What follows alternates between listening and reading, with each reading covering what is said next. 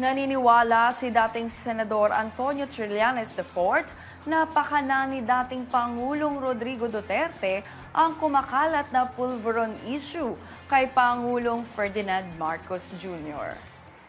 Sa panayam ng politiko kay Trillanes, sinabi nitong bahagi ito ng destabilization plot laban kay Marcos. Dagdag pa ng dating senador, layo ng demolition job kay Marcos na makabalik si Duterte sa politika upang maprotektahan ang umano'y illegal drug trade nito at ang mga kasabwat sa kriminalidad.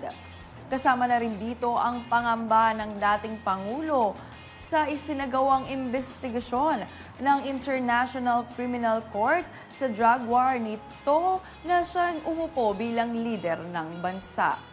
Maging siya mismo ay naging biktima ng tinaguriang Duterte strategy at si dating Senadora Laila de Lima.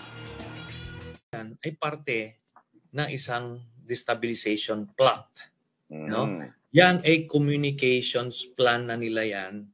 Ino-operate na nila yan para ikalat nila. Hindi ito nangyayari na parang at random. No? Parang sumulpot lang by coincidence. Hindi, operations yan.